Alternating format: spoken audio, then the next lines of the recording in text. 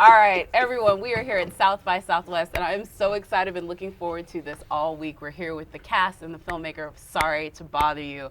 I've been calling this since I saw it at Sundance a mix. If Get Out and Being John Malkovich had a baby, and then it grew up in Office Space. Lakeith Stanfield. Yeah. You know, with Lakeith Stanfield. No, he would be the, and he would be the baby. And it grew up in Office Space. That's Sorry to Bother You. But that's like a mishmash bad description, but I don't want to give any spoilers. I feel like it's a good description. It is? I like it. All right. Boots, maybe you can do me better. Give me the premise of Sorry to Bother You without spoiling it, because I just feel like I can't. It's an absurdist dark comedy with magical realism and science fiction inspired by the world of telemarketing. God, he's so It's good called at that. Sorry to Bother You. He's so good at that. You're so good at that. This is why I was like, and so I love this because it's a film that has to be experienced. So when I saw it at Sundance, the first thing I said, turned to my friend, I was like, this was great, but I really hope they bring this to South by Southwest because I really want to see the Texas crowd see this film. So what made you want to bring it here next on the festival circuit?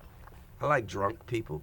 And you know, I heard that there's a few around here, and I wanted to see how your body reacts when it's high and drunk while you're watching this movie. Yeah. So, Can we watch it like that? huh? Yeah. Can we watch it like that? Is there anything stopping us from doing Grown that? ass man. If y'all I do thought you watch all movies like that. I've never seen a movie not like that. Hey, and that's really funny because we were blockers last night. No, that's great though. I mean, and again, I want everyone to please experience it because I feel like it has to be seen with a crowd, preferably a mixed race crowd. I'm just saying, I personally feel like that's the way to do it. Yeah. And then Armie, you got involved with this. I know you said that Boots pitched it to you, and that pitch and that conversation, basically probably with that great introduction you just gave me, sold you. So tell me about that meeting. I'm going to slightly move because I want to even see. Can I see Armie answer this question? I want to see Armie tell I think on account of that whole drunken high thing, I don't even really remember the meeting. It was great. We had some good conversations, and it sounded like an awesome project. And Boots was bringing this sort of like raw, unfiltered creativity, like a tidal wave of creativity to it. So I knew no matter what was going to happen, it was going to have its own sort of like unique feel and voice. And I think that's exactly what Boots was able to get. I love that too. And yeah, it definitely has its own feel, its own voice. It's a movie like you've never seen before, and not just because of the stuff that I can't talk about, but one thing I can talk about, Steven, is your character, because I've nicknamed him Mr. Steal Your Girl. That's all I'm going to say. He will. I'm just saying, and I love... That's him offset. No. Well, he's been that way for me for a long time. No. I think us Walking Dead fans especially have been like, oh yeah, he's been that way for a while. Anyway, but didn't mean to embarrass you. But I do love that you're playing this character because I do feel in the hands of a different filmmaker, that character would have not gone to an Asian actor. It would have not probably even gone to an actor of color, and I love that. So talk about being Mr. Steal Your Girl. That's all Boots. Yeah. Boots called me with Nina on the phone and was like, you know, we just thought of you for this, not specifically because of your color, but also we haven't seen the breadth of what it could be, this character. And so for him to kind of approach it that way and also have trust with me was awesome. And then on set, there was no like, we had a little bit of conversation about what it means to be an Asian person in that particular scenario. And I think it just naturally kind of organically came out, the little intricacies. I remember that one scene that I really loved where it's me and Lakeith meeting for the first time in the vending machine. And Squeeze tries to speak in a specific language to get through, and then he gets called out. And I think maybe a different actor could have just rolled through and done the other language. But there was a natural hitch for me there where I was like, oh, I just got found out. So I gotta switch it back up now.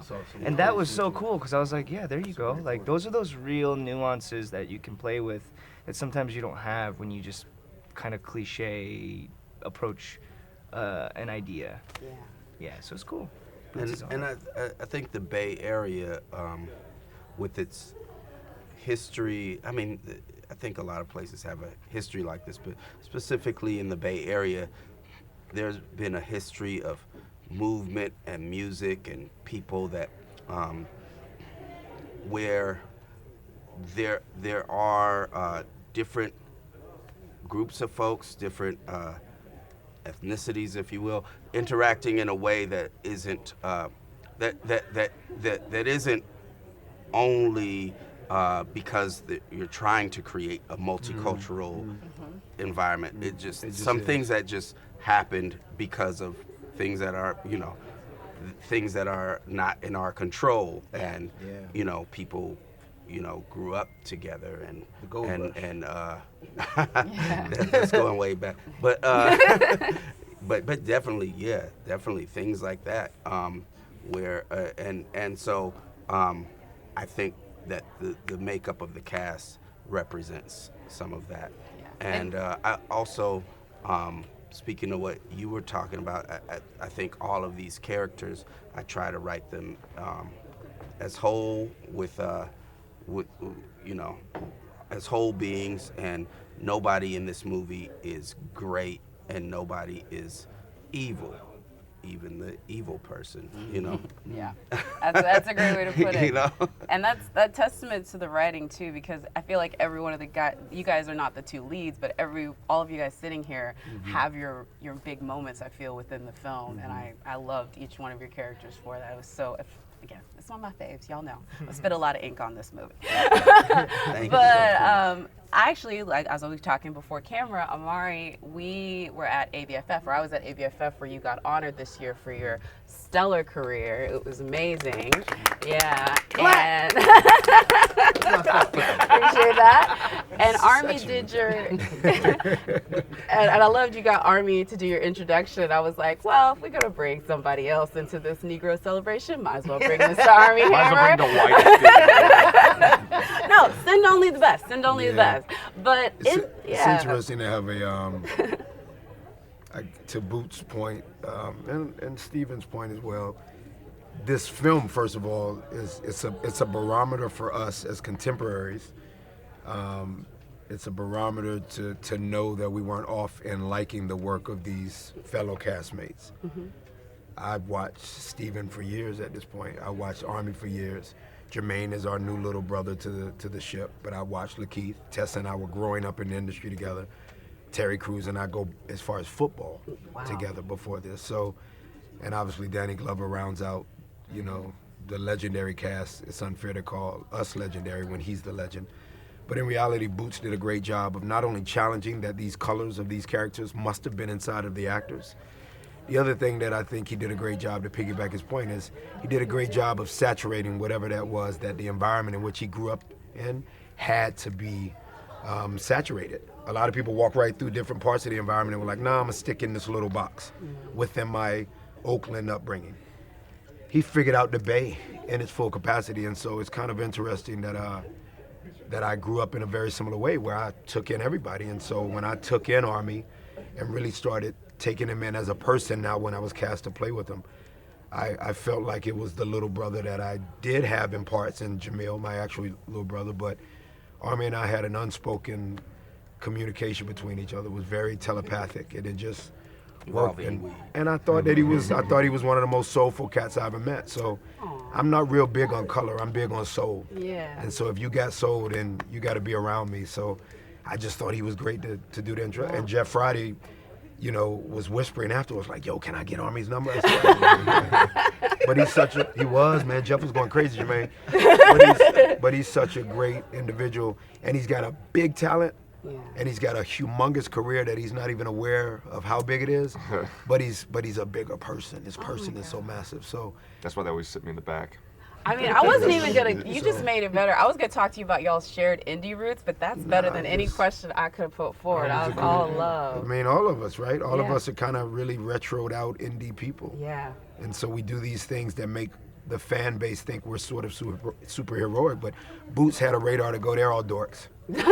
Put them in one movie together, let them show the zaniness that lives within them, and I thought that was incredible. That's all Boots. And Zany, I love this because Jermaine, I just feel like your personality, it's been great that you've been just chilling with me, but every time I see, well, first of all, I watch Superior, so there we go on that, and thanks. I know you shot this before the Emmys. right? Yes. You shot this before the Emmys, right? Yes, ma'am. So how is that parallel? Because I feel like in my head, and I'm not going to say what it means, but the epitome of the white voice is the Emmy announcer, the awards announcer. Yes, it is. It's and having very- you do that, to me, I was like at home just like, this is the greatest. Like, can we That's just so have this dope. every time? Talk about that experience and how it felt coming from Sorry to Bother You and then being that like reverse. Word. Well, doing Sorry to Bother You in Oakland meant a lot to me because, like, I'm stand-up, so I appreciate Richard Pryor's career so much and how he, found his voice in Oakland. There's just so much history there that I, grew up just admiring. And so doing this movie with such a eclectic, like the cast is all vibes. Like me and Steve vibed. We slummed it together. Like we all just hung out after we shot. It wasn't like, it was shooting and go home. We all hung out afterwards and just chilled and got to know each other. So it was an experience for me. And, most studios and filmmakers would cheat and, do the movie in LA because out of just sheer, nervousness and like, but he kept it in Oakland, which I appreciated. So that in itself was just like, it meant a lot to me. So going back to LA and then doing the Emmys, I grew up, watching, award shows, and they were all, the voices were very robotic and, just straight to the point, matter of fact. And they hired me to be myself, and Have so much fun. yeah, just have it just so I was enthusiastic the entire time. It was my first time doing something like that. So there were times when like I was very excited. There were times when I was very bored, and you can tell too. I was like, yeah. I loved it. I kept it raw. Yeah. That's just who I am. It's like But- they need to have you announce every award, especially the Emmys. I appreciate that. So they let me be myself, and and Boots did too. The one note he gave me during filming this movie was coming from network TV. A lot of performers and actors, they overperform because in front of multicams you're in front of an audience and you really got to sell that shit. So he told me, hey man, you're having a conversation. And I took that to heart. I was like, all right, cool. So sometimes he would like, let me do my thing the first take, and then he'll like sort of shave me down to where he needed me. And it was like, he's like an ice sculptor. The man he's like one of my favorite like people I've ever worked with. So I appreciate that, man. In his directorial debut. I know. Yeah. But I've heard that, again, we got to wrap, so I got to get you guys out of here. But I heard filmmaking was the first love, and you kind of went to music as the side gig. Is that right? Well, I guess if you talk about it in a linear thing, but we all have all kind of things we want to do. This dude wants to build a house. I'm sure, like we all have all sorts of stuff that we want to do. And I started out in theater, then went to film school at San Francisco State, and but at the time, the way the program was, I didn't see how I could get my ideas funded, and we got a record deal while I was in school, and so I did that instead. And it's all on wax. Y'all can listen to it. Oh. Anyway, thank you guys so much. It was a real pleasure chatting with you. I hope you guys have a great South by. All right. You're amazing. All Thank you very Thank you. That was Thanks really so awesome. much. Uh-huh.